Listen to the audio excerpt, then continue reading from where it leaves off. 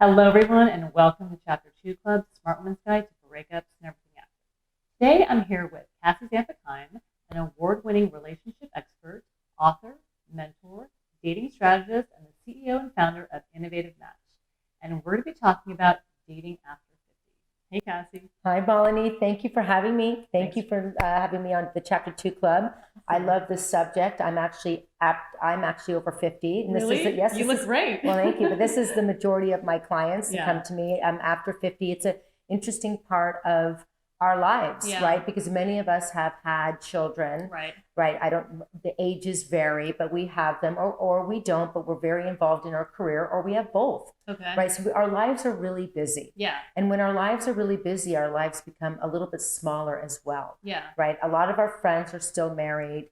We're not out at the bars and restaurants so much, Yeah. especially now in COVID. Right. But at the end of the day, finding love after 50 is an exciting time. It's a new chapter in somebody's life, but it's Yeah. also a complicated one, Yeah. right? Because you need to feel that you have the time to date. Dating takes time. Yeah. It's like a second career if you really want to find a partner. So you have to look at it like, this is a time that I want to give to myself Okay. to really get out there and meet my new partner, right? You take a look at the past partners and you think, well, this was the positive and then this was the negative. Yeah. And you want to make sure that if you're recently out of a relationship, right, whether you lost your partner or you divorced or out of a long-term relationship, got to be careful that that pendulum doesn't go from here and swing all the way over to the other side, Okay. because you want to date somebody so different. Right. You want to learn to ride the middle. And Okay. what I mean by that is really taking a look at where you are in your life today. Okay. Like I said just a minute ago about finding the qualities that you know that are going to work and that are not going to work. Yeah. Dating is a methodical process, especially when you've got kids involved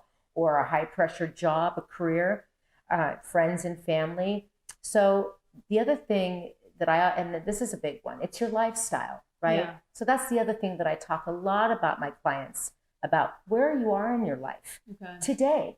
And really take a look at that, not taking a look at where you're going to see yourself in a year from now or where you were last year. It's really where you are today. Okay. Your lifestyle matters. Where do you like to travel to? You're different when you're over 50. Yeah. Not all of us want to go, camping in the woods and Right. backpacking I the way know. we did when we were 20. Yeah, no. But I still love the nature and being Yeah, outside. But same, right. I'm roughing it as much as not so Right, fun. But yeah. does that mean I want to stay in a 5-star hotel? Right. Yes and no. But I can Yeah. But you got to say to yourself who you really are. Yeah. Are you that 5-star hotel? Fine, own it. Yeah. Do you like to go camping? Great.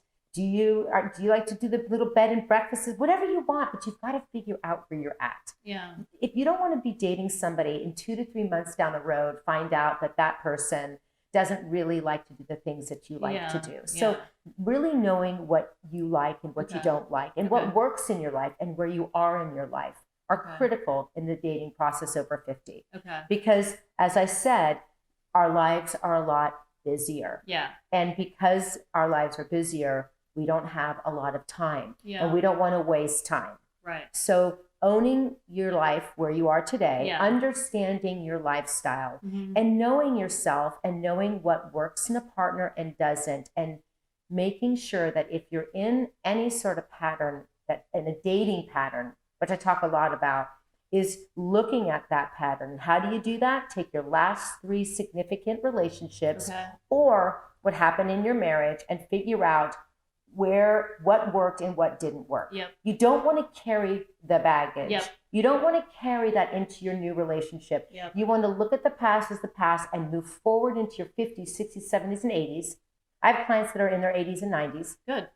Fantastic. Awesome. But they're living their life for today. That chapter is put behind them. They bring the good into this next chapter, let go of the bad, and really look for that partner that fits your lifestyle today. And that is the way you want to date after 50. Great. Thank you so much, You're Cassie. welcome. Good luck to everybody. Yeah, and I hope you can find more useful resources and tips on our website at chapter2club.com.